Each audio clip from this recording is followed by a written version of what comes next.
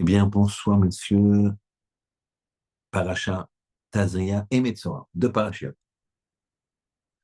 Première question. La Paracha Tazria, pardon, elle commence avec David Ben Israël est mort, Isha ki Tazria veyalda zachar. Quand une femme, elle va accoucher d'un garçon, alors elle sera tamée 7 jours, et ensuite elle va compter 33 jours de pureté supplémentaire.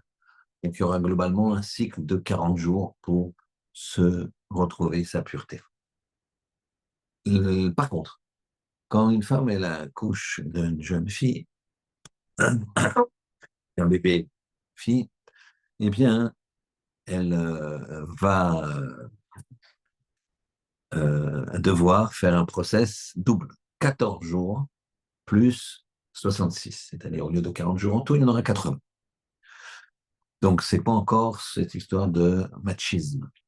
C'est bizarre que la Torah, elle, elle impose des différences de ce type. Très bien. Deuxième question. Dans la Parashat Metzora, on voit la chose suivante. Quelqu'un qui dit de la Shonara ou quelqu'un qui faute avec la parole aura la gravité de fauter avec la parole. Eh bien, il a, euh, il a, il va avoir une Metzora. Il va avoir une tache de lèpre. Si sur cette tache de lèpre, il y a un poil blanc, alors on va le déclarer tamé. Plus que ça, on va l'envoyer en quarantaine. Il va rester de nombreux jours hors du camp. Il déclarera en passant tamé, tamé, et les gens devant lui lui vont tamé, tamé. Donc c'est chaud, comme on dit. Par contre, si il est entièrement blanc, pas seulement un poil qui est blanc, mais tout est blanc, tout son corps est blanc, eh bien, il est tahor, il est pur, et il peut rester dans le camp. Rester dans le camp. D'accord? Très bien. Troisième question. Le, le Yetzer Hara, il a 7 noms. La tendance négative, elle a 7 noms. On voit ça dans la Gemara Achim, dans la Gemara Sukkah,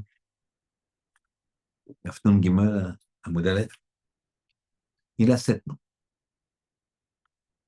Ces noms lui ont été donnés le premier par Hachem. Hachem, il l'appelle Ra, le mâle. Moshe, il l'appelle Harel, l'incirconcis. David, il l'appelle le Tamé, l'impur. Shlomo, il appelle le sonné, l'ennemi. Ishaïa, il appelle Mirchol, c'est-à-dire un piège. Yecheskel, il appelle Even, une pierre. Et Yoel, il appelle Tsfuni, caché.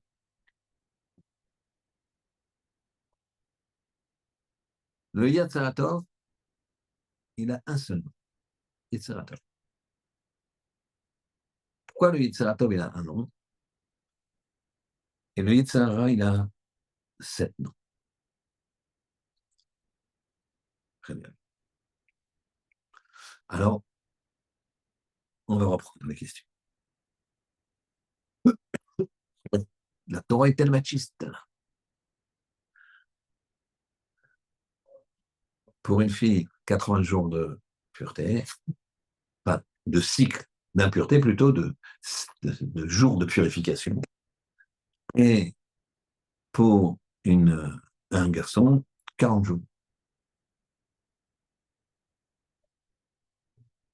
Deuxième question, pourquoi quand il y a un poil blanc, la personne elle est talée et elle va être jetée du camp. Et quand il y a un poil, tout est blanc, tout le corps est blanc. Alors là, hein, on accepte qu'il reste dans le camp, il n'est pas tamé et tout. Mais tout, Ah, il est tout blanc, mais c'est pas grave.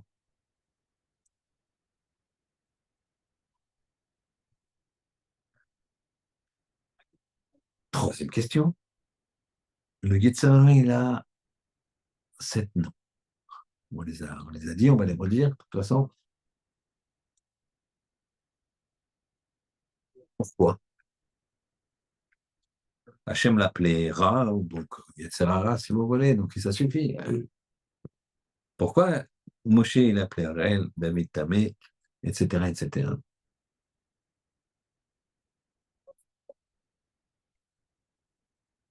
Et le Yetzirah Tov, lui, il a un seul,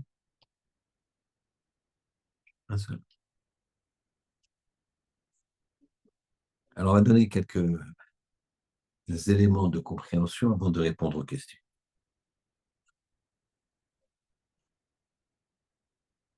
Un homme, en lui, il a le Yetzirah Tov. La tendance positive, la tendance négative. La tendance positive va l'amener à faire des mitzvot, va l'amener à travailler honnêtement et à être positif. Parce que la négativité, c'est le Yetzirah. C'est le contraire de la positivité. C'est le contraire du Yetzirah. Comme on dit, le rat, chacun connaît. Là, on ne fera pas tellement dans, dans ce sens-là. On a dit le rat, c'est quand il n'y a pas d'avenir. Le tov, c'est quand il y a de l'avenir. Vous savez parfaitement. Ici, c'est un peu différent. C'est ce qu'il y a derrière. Être positif, c'est-à-dire de prendre chaque chose qui arrive comme étant bien. C'est-à-dire que souvent, on se trompe. Le Ben Ishra, il amène un exemple, un machal. Il dit que un jour, un roi, le roi, il dit à un monsieur simple, pour la raison qu'on ignore, il lui dit, tu sais, voilà un sac. Il demande à ses soldats de lui donner un sac. Il lui dit, tu vois, tu vas aller dans ma salle au trésor et tu vas prendre tout ce que tu veux. Ce monsieur, c'était un homme simple. Le soldat l'amène dans la salle au trésor et dit, voilà, tu remplis le sac, et quand il est rempli, tu peux sortir. Alors, la personne en question elle a réfléchi, il s'est dit, qu'est-ce qu'il veut le roi? Qu'est-ce qu'il me demande le roi? Il veut que je débarrasse, apparemment, il veut que je débarrasser son, son grenier, hein, et il veut me faire bosser. Bon, il prend quelques petits trucs, les plus petits possibles, parce qu'il ne veut pas bosser, et puis il remplit même pas le sac. Il dit, ça va, je peux partir. Il me dit, tu peux partir quand tu veux. Nous, le roi, il nous a dit de te laisser partir quand tu veux, et avec le sac. Et le sac, s'il est jusqu'au fait qu'il soit rempli, on te laisse partir. Tu peux pas en prendre dans tes poches, etc. Tu peux remplir le sac, pas de problème. Il dit, non, mais je peux partir là? Ouais, ouais, tu peux partir quand tu veux, le roi. Il dit, ok, alors messieurs, je vous souhaite une bonne soirée. Il a pris quasiment rien. Et il a un petit sourire, il dit, le roi, il se moque de moi, il veut faire de la manutention, et il veut que je fasse les efforts sur son dos. Et voilà qu'il rentre chez lui. Et là, il montre à sa femme. Et sa femme lui dit, mais t'es fou, quoi. Qu'est-ce que t'as fait? Qu'est-ce que t'as fait? Et je vois qu'ils l'ont presque vécu. Qu'est-ce que t'as fait? Et évidemment, il lui passe un super savon. Le machin est le suivant, nous dit le Ben Ishraï. Les gens, ils ne comprennent pas ce que c'est l'effort. L'effort. On doit faire des efforts. Le trésor, ça peut être les mitzvot, qui sont durs à faire, des épreuves, nos anénos, certes, qui sont durs à faire. Mais tout ça, hein, ça met des trésors dans notre sac. Et nous, malheureusement, on se dit, mais attends, qu'est-ce que le bon Dieu veut, ça va, le bon Dieu il est gentil, le bon Dieu veut pas ça. On n'est pas en train de débarrasser le trésor du bon Dieu, on est en train de prendre des trésors pour nous quand tu fais des mitzvot, quand tu te lèves un peu plus tôt, quand tu te couches un peu plus tard, pour étudier, quand tu fais des mitzvot de tzedaka, etc. Le Yetzer Hara, il va te faire voir le bien comme du mal. Et il va te faire voir des mitzvot en disant, ouais, non, mais ça, c'est pour c'est pas assez religieux pour faire ça. J'ai arbitré récemment un débat d'un père avec son fils, et le père il disait à son fils, mais je comprends pas, il fait telle mitzvah, mais il fait pas celle-là. Je lui dis alors, le père était, vous avez compris, pas religieux, le fils est devenu religieux, le père il a demandé à me voir.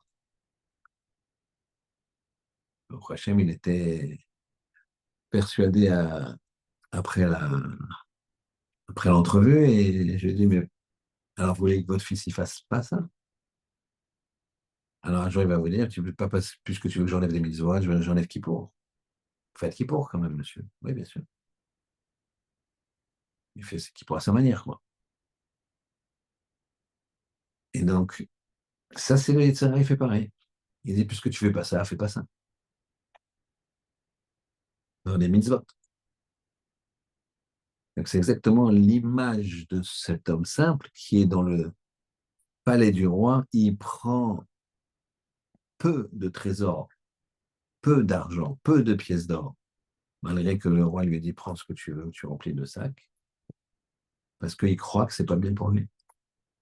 Ça, c'est l'œuvre du Yetzirah. Et on va reprendre les 7 noms du Yetzirah et on va voir ce qui se passe.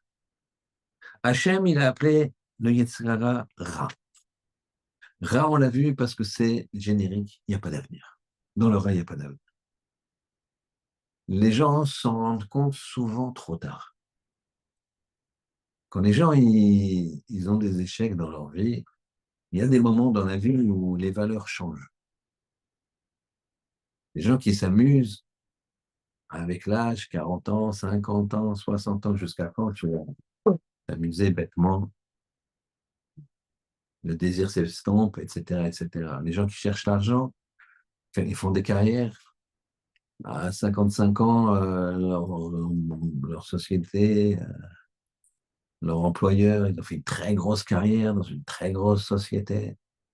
Bon, il commence à lui dire, bon, écoute, quand est-ce que tu pars? Ben, je reste là jusqu'à 67, hein, j'ai ma retraite.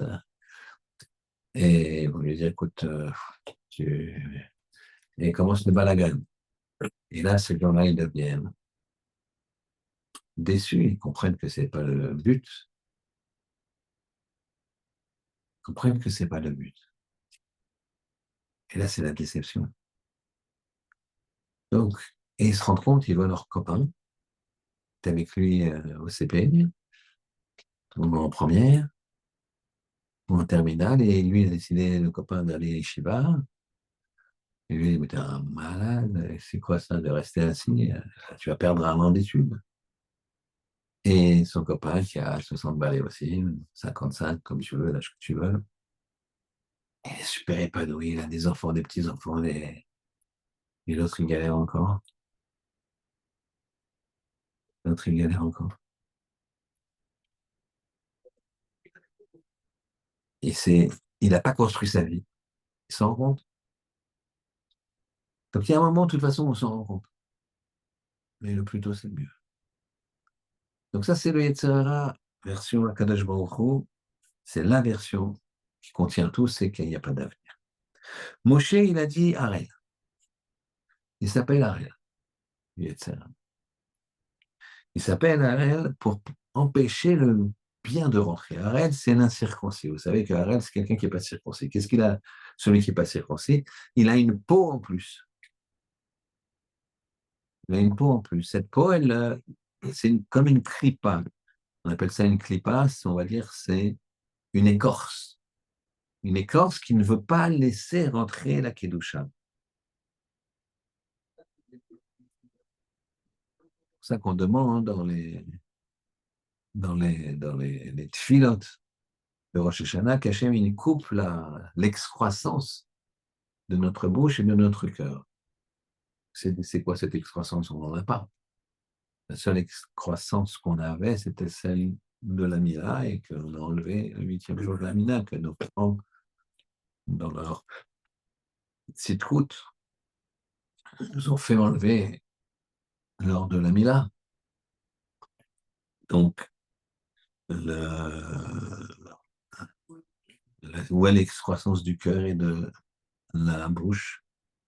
Eh bien, c'est justement ce Yetzer Hara qui bloque les paroles saintes, qui bloque les pensées du cœur, les sensations saintes. Ça, c'est Harel, c'est Moshe. David, il a dit Tamé. Ça empêche les bonnes pensées de venir, ça nous concerne beaucoup. On reviendra à ce mot Tamé, puisque le Metsora, on a dit qu'il dit quoi? Tamé, Tamé. Impur, impur. C'est quoi Tamé? C'est-à-dire ça bloque. C'est plus comme une clipa. La clipa, elle est extérieure. Elle te bloque. Mais tamé, c'est à l'intérieur. C'est toi-même qui es tamé. Et donc, il n'y a pas d'aide. Shlomo, il l'a appelé sonner l'ennemi. L'ennemi, c'est quoi? Il nous poursuit. L'ennemi veut nous tuer. Et donc, il nous poursuit. Yetzer Hara, il va nous poursuivre, il veut nous tuer. Ishaya, il l'a appelé Mirshol, piège. Pourquoi? Parce que le Yetzer Hara, quand il n'arrive pas à nous affaiblir, qu'est-ce qu'il va faire? Il va faire des pièges. Petits pièges. Il va faire que tu t'énerves. Il va faire que tu ne, s'il n'arrive pas à te vaincre, il va te mettre des embûches. Il va se tenir en embuscade.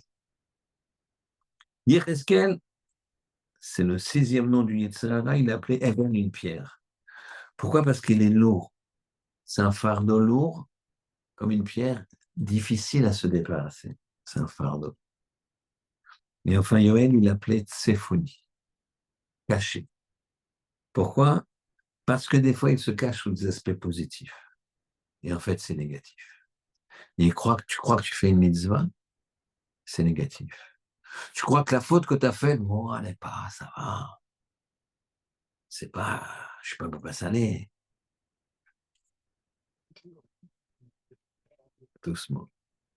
Ça va, j'ai juste appuyé sur le téléphone, sur la touche de droite. J'ai juste regardé. Ça, c'est l'Itzhak. Je dis, ouais, ça va. Nous, on va s'atteler au nom du Yetzer Hara, qui est Tsafoni, le dernier, et Tamé. Donc, Tamé, ce nom de Yetzer Hara qui a été donné par David Amelech. Et Tsafoni, ça a été donné par Yoel. Pour que vous le mémorisiez bien, je vais vous répéter les 7 noms du Yetzer Hara, c'est intéressant. On voit dans la Gemara, 7 noms du Yetzer Hara. Hachem, il lui a donné Ra, le mâle, Moshe, Harel, incirconcis. David, il lui a donné Tamé. C'est sur ça qu'on va réfléchir, tamé, impur, shlomo, ennemi. L'ennemi poursuit le Yetzirah, le Yetzirah nous poursuit. Ishaya, Mirshol, il nous tend des pièges. Yecheskel, Even, c'est une pierre, c'est lourd. Et Yoel, Tsefoni, il est caché. Il est dans des recoins, il se fait passer pour quelqu'un de bien, ou alors il se fait passer pour beaucoup, beaucoup, beaucoup moins grave que ce qu'il est.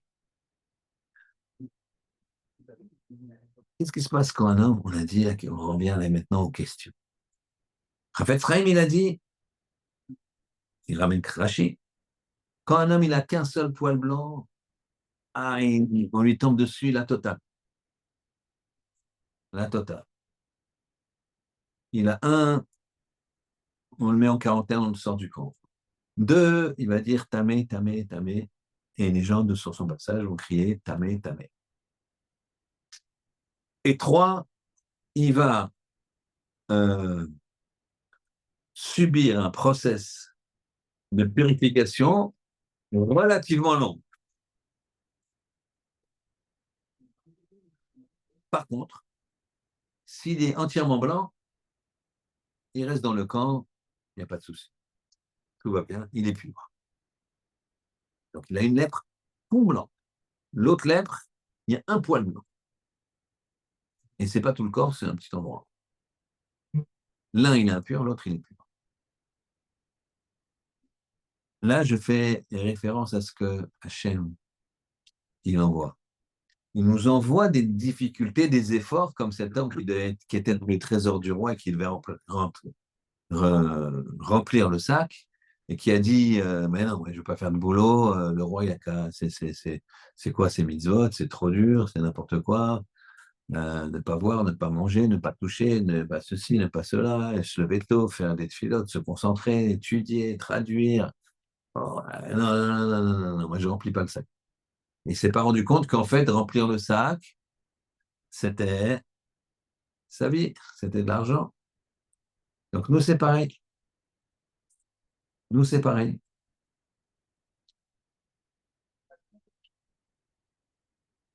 On n'a pas conscience. Alors on a peur que quoi, hein? Que la personne qui n'a pas, qui a un poil blanc, c'est discret, un poil blanc sur le bras, d'accord? Je lui dis, ça va, c'est pas si grave. On peut même rester dans le camp, personne ne dira rien, ça va.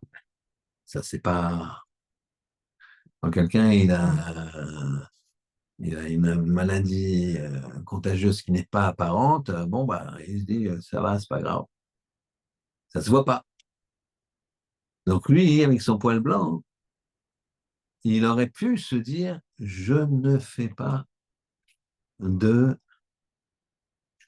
Teshua. Enfin, il ne se le dit pas, mais il ne le fait pas. Il dit, ça va, j'ai qu'un poil blanc. Qu'est-ce qu'on fait? On lui dit, non, non, monsieur, il faut que tu changes. Il faut que tu te rends compte que ça, c'est pas un petit truc. Ça, c'était tamé, tamé, tamé. Ah bon? Oui. Tu vas le dire et tu vas tout le temps sortant du camp.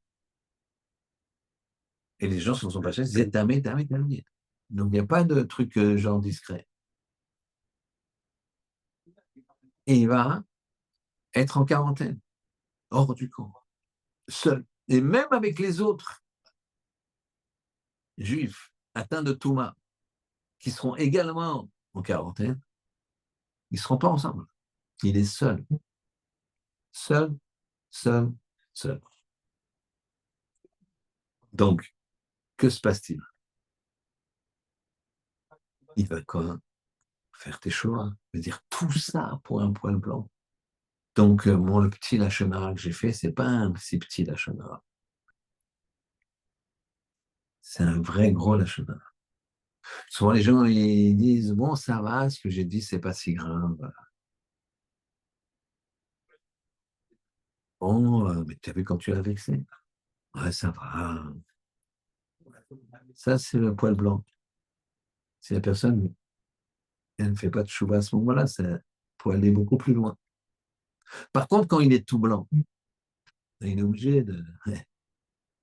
Il est pur, certes, il reste dans le camp, certes, Mais là, bon, on voit que le pauvre, il n'a pas été très clair. Mais on n'a pas besoin de faire tout ce process. Il va faire tes chevaux, c'est sûr. Il va se rendre compte de la gravité des choses. Et ça, c'est la réponse à la question du Khan Israël. Ben Ishra, il dit, il rajoute quelque chose. Il dit, je ne comprends pas. Non seulement il sort du corps, non seulement on dit tamé, tamé, non seulement il est en quarantaine, mais en plus, on le rase entièrement. Parce qu'il lui manquait une étape. Il faut que quand il revienne dans le camp, après il peut revenir dans le camp, mais il revient raser entièrement les cils et tout, tout partout. Ce qui fait qu'on le voit, on le montre du doigt.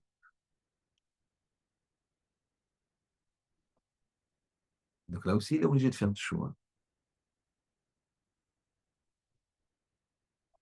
Maintenant, les maîtres ont posé la question suivante.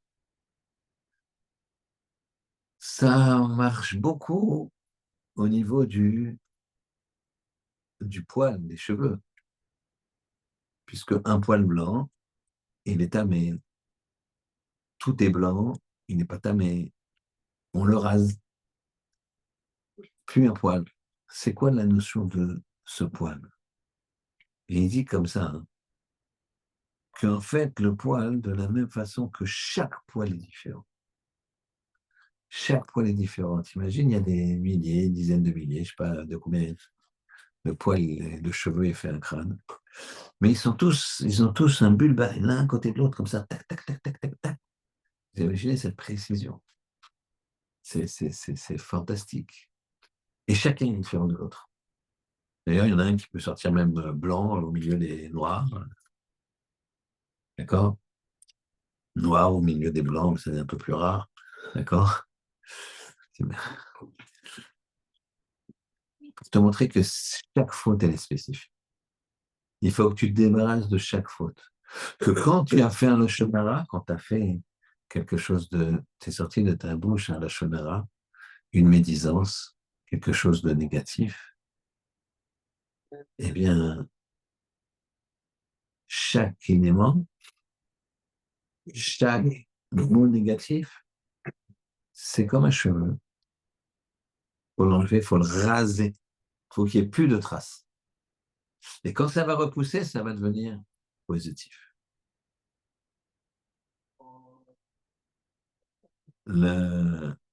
L'histoire de Rabbi Akiva, hein, quand, quand il avait, tout le monde connaît, j'y vais très vite, il avait un coq, il avait sa seule fortune, un coq, une torche et un âne. Il calcule mal son coup, où il était.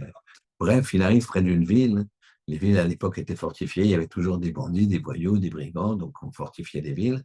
Et elles étaient fermées la nuit. Il arrive et c'est la tombée de la nuit. Il veut rentrer et il dit je suis Rabbi Akiva. On lui dit ouais, c'est ça, on va t'acheter un âne. D'accord? J'en ai déjà un. Non, il lui dit, les gars lui dit non, on ne voit plus à personne, c'est pas vrai, Rabbi Akiba, il ne se promène pas comme ça, et puis il se promène avec, il serait avec des élèves, etc. Très bien, il dort dans la forêt à côté, et il y a un grand vent qui souffle, qui éteint sa torche, il y a un lion qui attaque son coq, qui tue son coq, et l'âne de frayeur, il s'en va, Rabbi Akiva se trouve avec rien et il dit Gamzu Letova. Pourquoi il dit Gamzu Letova? Il le pense, mais pourquoi il le dit? Parce que la parole est créatrice. Et en disant Gamzu Letova, ça va faire en sorte que ça va sortir mieux. C'est-à-dire qu'il faut faire très très attention à la parole. C'est un cheveu, tu vas me dire, mais un cheveu? Ben oui, mais un cheveu. Un cheveu. Quelqu'un m'a dit hier, il y avait un match de foot, je ne sais pas. Et Il y a eu un hors-jeu. Hors-jeu, c'est quand le joueur attaquant, il est un peu plus en avant que le dernier défenseur, d'après ce que j'ai compris. Ouais. C'est ça? Clairement. Et maintenant, il y a des moyens techniques, comment dirais-je, très, très sophistiqués, avec des lasers pour pouvoir La dire VAR. hors-jeu. D'accord? C'est ça, la VAR? Ouais. D'accord. Et en fait, ils ont montré que le hors-jeu, c'était ça, une phalange. C'était la pointe de la chaussure, et c'était un but. C'est-à-dire que je crois que c'était un but, je crois. Ouais. D'accord? Donc ça faisait basculer l'équipe, quoi. Et ben, c'était la pointe. Ça, alors j'imagine qu'avant, il n'y avait pas ça. Il n'aurait jamais sifflé l'hors-jeu, puisque il n'y avait pas il y avait pas des photos, des trucs comme ça. C'était Ouais. comment ça s'appelle ça, le juge qui est sur le côté, là. Ouais, notre arbitre, le juge de touche, là, mais qui accade, qui dit, il aurait dit, c'est sûr qu'il aurait dit, il n'y a pas hors-jeu. Bon, c'est ça la technologie. Mais ce qui est très intéressant dans ce qu'il m'a raconté, c'est que toi, tu dis, mais ça va, c'est un cheveu. Ah, c'est une miette. C'est rien. Bah, c'est rien. C'est hors jeu. T'es plus dans le jeu. Le but, il n'est pas bon. Donc, c'est ça le principe du cheveu. C'est pour ça qu'on le rase. Le pouvoir de la parole, le pouvoir de la pensée. La parole, elle sort parce que d'abord, il y a une pensée. Il faut apprendre à avoir une pensée positive. C'est ça qu'il a fait Rabbi Akiva. Tout de suite, il a dit Gamzou et Torah. Il a parlé, il a même dit Amar, Gamzou et Torah. Rabbi Akiva Amar, Gamzou et Torah. Amar, il a dit. Quand il dit Amar, il a pas mal dit Rachav. Il a pensé. Il a dit Gamzou et Torah. C'est pour le bien. Donc, c'est-à-dire qu'il a donné une force à sa, à sa parole et le fait que ça allait se terminer bien. C'est pour le bien. Quand il vous arrive quelque chose, il faut toujours voir le plus et le moins. Le peser et zoomer sur le plus. Prenons, je ne sais pas, je vais faire une caricature. Quelqu'un, il a un billet et sur ce billet de l'auto, il a les chiffres, il regarde, il a gagné une, une Ferrari rouge, mais dans le contrat de jeu, il n'a pas le droit de la vendre. On va dire ça comme ça. Bon, et il est super content quand même. Ferrari rouge. Et il va pour la prendre, on lui dit, monsieur, c'est pas ce numéro-là. Si vous avez les 18 numéros bons, mais le dernier, il n'est pas bon. Regardez bien. Ah. Donc au début, il est content. Parce que, mais là, le fait qu'il ne sait pas, hein, il doit se dire, mais ça aussi, je suis content. J'aurais une un jour, de toute façon, je ne peux pas la vendre. Et puis, ceci. Et puis, toute situation, elle peut être bien, elle peut ne pas être bien. Il y a des situations extrêmes qui peuvent aller non. Et encore, les gens qui ont la capacité, mais ça, c'est autre chose. Euh, Gamzul et Tova, ça, c'est la force de Rabbi Akiva, de son maître qui s'appelait Ish Gamzu. D'accord? On l'appelait Ish Gamzu parce que lui, il disait tout le temps Gamzul et Tova. Donc, finalement, on a dit Ish Gamzu. L'homme qui dit Gamzu, Gamzul et Tova. Ça aussi, c'est bon. Ah, mais finalement, tu n'as pas eu ça, tu as eu le contraire. Ah, ben ça aussi, c'est bon. 2 jours après, on dit non, mais finalement, c'était ça. Ah, ça aussi, c'est bon. Il y a toujours un point positif. Et donc, il faut le dire. Il faut d'abord le penser, puis ensuite, il faut le dire. Pour ça, il faut avoir confiance en Kadosh Baruch. Comme on a vu, à Kadosh Baruch, il nous donne des difficultés, il nous donne des mitzvot pour prendre dans son trésor un sac plein de pièces d'or et d'argent.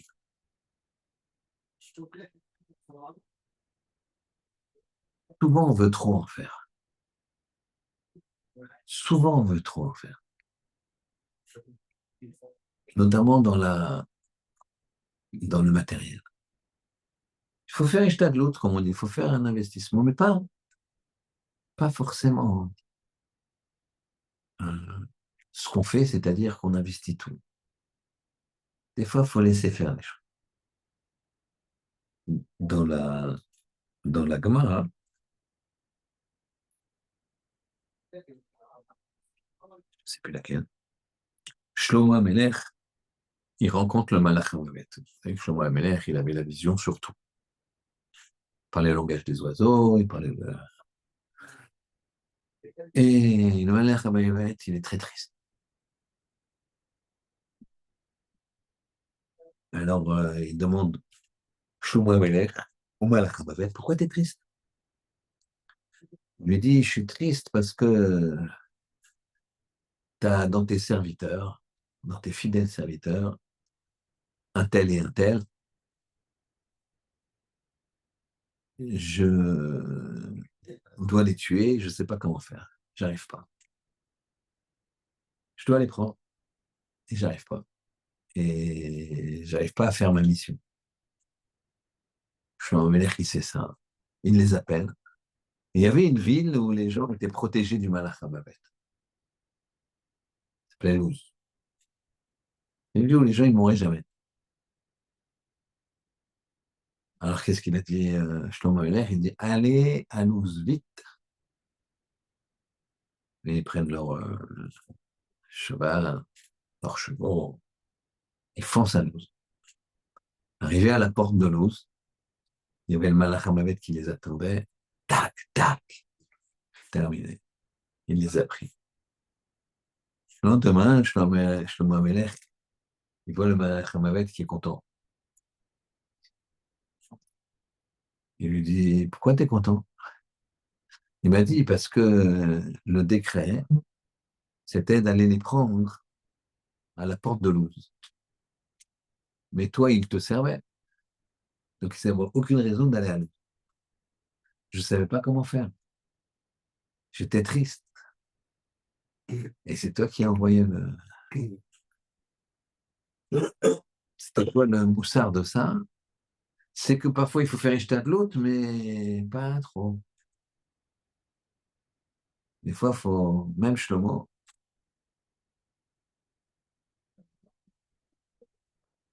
ça, c'est le principe. Alors, la finesse, c'est quoi, hein? La finesse, pour comprendre, c'est de bien aller en profondeur. Bien aller en profondeur. On a posé dans la première question la Torah est machiste. 80 jours de cycle de pureté pour une femme, 40 pour l'un. Non, c'est pas normal. Eh bien, c'est le contraire.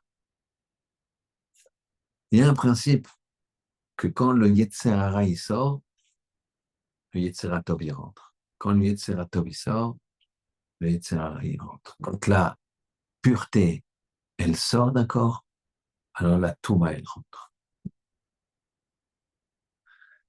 La, la,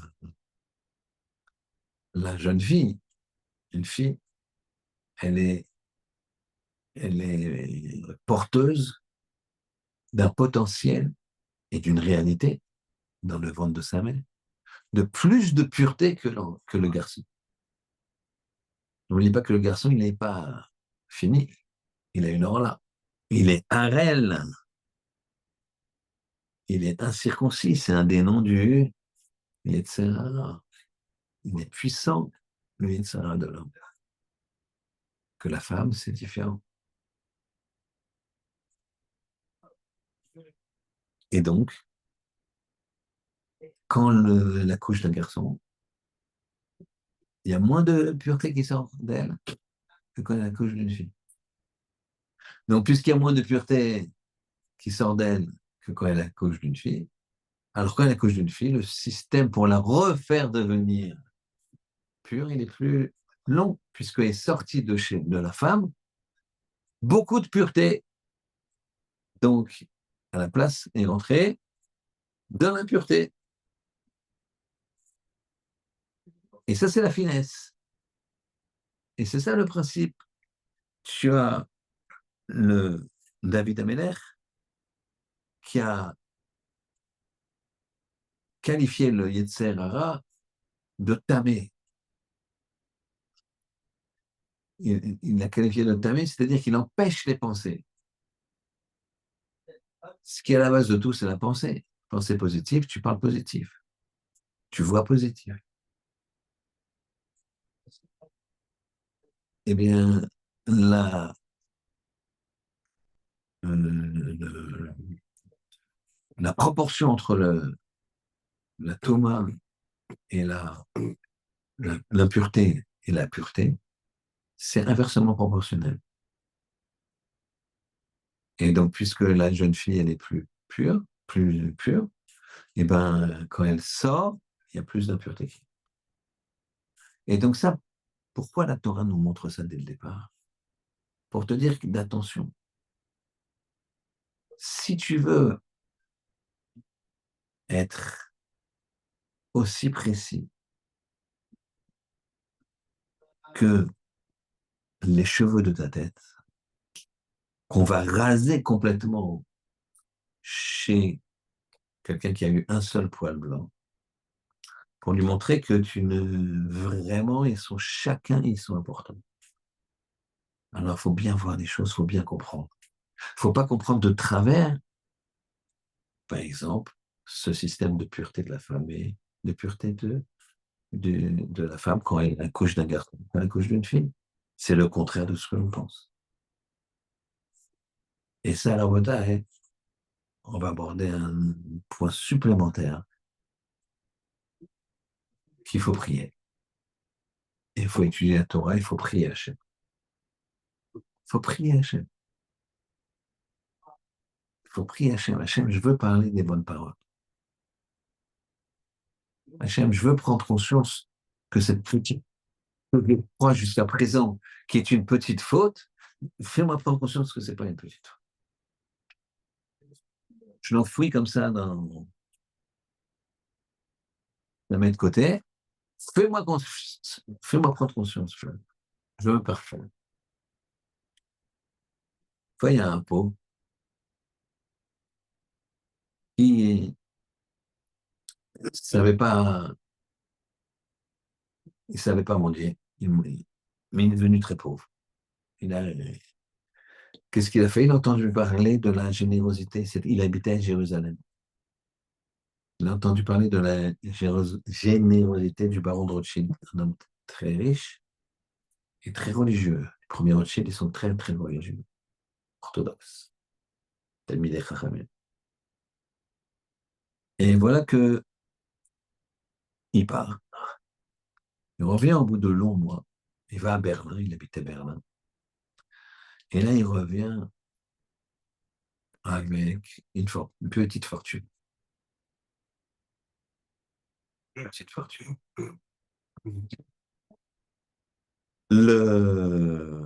Un voisin, comment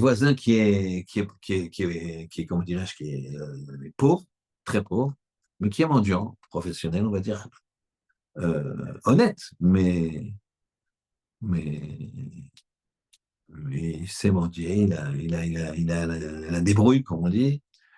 Il faut l'aider, mais il va, il va chez, il voit le voisin qui est revenu de chez Rothschild avec un vrai beau petit pactole.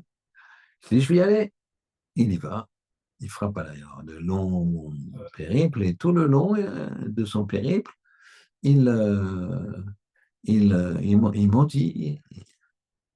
Et donc, quand il arrive, il a sa besace. Et sa besace, elle est pleine de pain.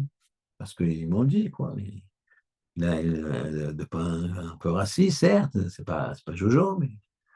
Et là, il y a un préposé qui lui dit, oui, quoi, je voudrais voir le baron de Rothschild, mais pourquoi? Parce que j'ai besoin qu'on m'aide, etc. Et le, le gardien, il regarde, mais il lui donne une pièce de bronze. Une pièce de bronze, c'est un beau truc quand même. Pas en argent ni en or, mais en bronze, c'est une belle pièce, très belle pièce. Mais ça ne valait pas le déplacement. Il dit, mais attendez, je peux pas. Je suis pas venu pour ça. Il dit, monsieur, c'est comme ça. Veut faire rentrer, il veut rentrer. Il se fait mettre gentiment dehors par deux gardiens. Et là, il se met colle au mur et il commence à pleurer, pleurer, crier, pleurer. Jusqu'au moment où le baron de Rothschild ouvre la fenêtre comme ça, il entend crier, il demande à son personnel, qui c'est qui crie comme ça dans la rue? Il dit, voilà, c'est un pauvre qui est venu, on lui a donné le truc de vendre. Il pleure parce que, bon, j'ai pas entendu des gens pleurer, ils veulent vraiment me voir, faites-le rentrer. Fait rentrer, il lui dit, voilà, je suis venu pour demander un aumône et j'ai reçu une pièce de bronze. Il dit, c'est pas mal une pièce de bronze. Il dit, oui, mais moi je suis pas venu comme ça, je suis venu de Jérusalem. Je dis, bon, et alors qui te dit que de Jérusalem, je lui donnais plus? Il dit, bah, j'ai mon ami, il lui décrit qu'il est, il est venu, mon ami, et il est revenu avec tant et tant et tant.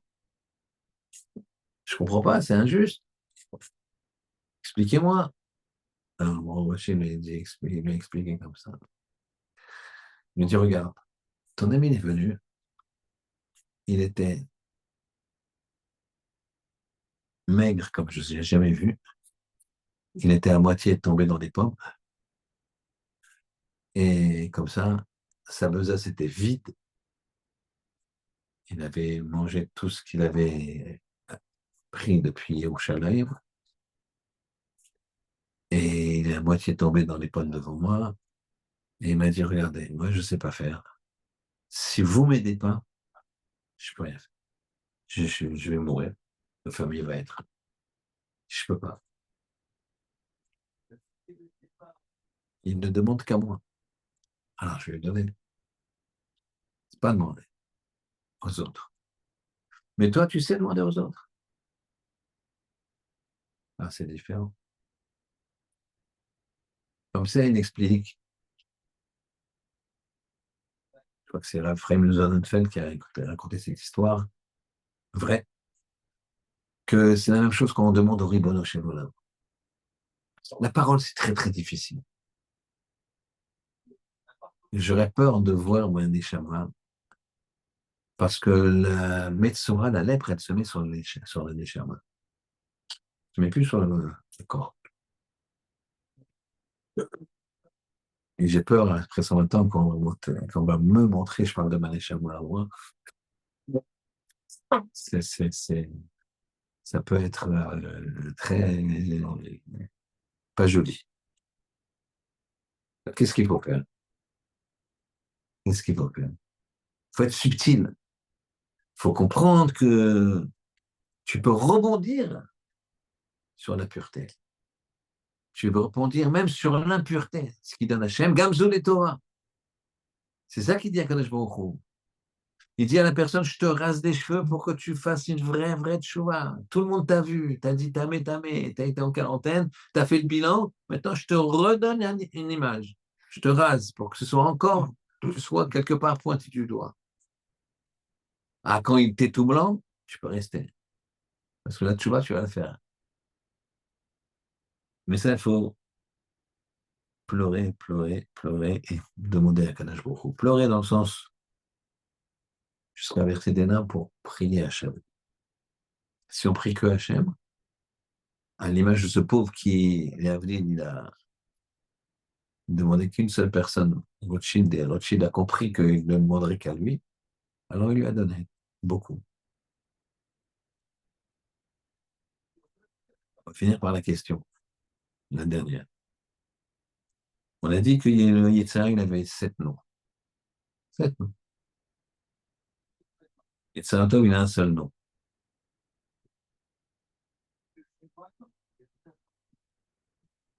On va faire un machin. Un jour, il y a un monsieur qui, qui est chimiste et qui cherche une pilule pour faire tel et tel bienfait chez l'homme. Un médicament, quoi. Ah, il travaille, il travaille. Il arrive, extraordinaire. Ça marche, il fait quelques tests, ça marche. Il dit maintenant qu'il faut se faire connaître. Il faut se faire connaître. Alors, il a une idée tout d'un coup, il a un copain de promotion. C'est un autre chimiste, chercheur, qui a quelques mois auparavant trouvé un super médicament et il y a des pubs partout, des affichages et tout. Il trouve que ça vient. Il se dit, je vais l'appeler. Il appelle son copain, il lui dit, quelle agence de pub t'as pris pour développer ton médicament, développer ton produit? Et lui, l'agence Intel. T'as le téléphone, bien sûr, on a les coordonnées du patron. Attends, juste, ils t'ont pris combien pour une campagne comme ci, comme ça, comme ci? Et il lui dit, ils m'ont pris 20 000 euros. 20 000 euros, ouais, c'est pas très cher. C'était pas très cher. OK. Il les appelle, le gars qui va venir nous voir avec votre produit. Vous êtes sûr qu'il marche? Oui, j'ai testé deux, trois fois, c'est pas évident. Voilà. Et les trois fois, il avait très bien marché. Une fois très bien, une deuxième fois 80%, une troisième fois a marché, mais 60%, quoi. Mais ça marche. Mhm. Bon, écoutez, laissez-nous faire l'étude, on vous rappelle rapidement. Quelques jours plus tard, il appelle et il dit, bon, écoutez, pour ce que vous voulez faire, c'est 200 000 euros, un petit peu plus. Il dit, moquez de moi, mon ami, un tel, tac, tac, il a fait, il a, il m'a dit que ça lui a coûté la même chose, sur le même délai, sur le même truc, pareil, copier-coller, 20 000 euros. Comment ça se fait que vous prenez 200 000 euros? Écoutez bien, monsieur, votre ami, on a testé le produit. Quand il l'a testé, c'était le 100%, 100%, 100%. Donc, très rapidement, ce produit a été déjà un peu connu. Les gens connaissaient que c'est vrai, c'est réel. Donc, maintenant, il faut juste qu'ils pensent à l'acheter. Alors, la campagne, elle est pas très difficile. Mais là, vous, il va falloir persuader les gens, les inciter, etc., etc. Il y a beaucoup plus de travail. Il faudra mettre des publicités, des campagnes radio là-bas, etc., etc., les réseaux sociaux, tout ce que tu veux. C'est la même chose pour Yetzirah, Yetzirah Tov. Yetzirah, il a 7 noms, dont Tamé, dont Ra, dont Harel, l'incirconcis, le bloc, la clipa, Mirchol fait des pièges, Even, c'est lourd, c'est une pierre. Tsefouni, il est caché. Il est caché, tu crois que c'est bien et c'est mal, etc., etc. Il est tapis là, et il te saute dessus. Il y a besoin de plein de choses. Pourquoi? Parce que c'est faux. Parce que c'est faux. Il va t'attirer vers le plaisir physique. Tu te rendras compte que c'est faux, puisqu'à un moment, tu n'auras plus envie. Au moment où tu as fait, juste qu'après que tu es fait, ben, voilà, tu ne te sens pas bien. Après, c'est psychologique. Après, c'est ceci, cela. Chaque fois que tu tombes, il va, tu sens que c'est amer. Donc, il a besoin de plein d'autres, de plein de noms, plein de pièges, plein de choses. Yetzeratov, une seule. Tu te rends compte que c'est bien direct, comme Zoul et Torah. Tu te rends compte que c'est bien. Donc, il n'y a pas besoin de plusieurs noms. Yetzer, Atov.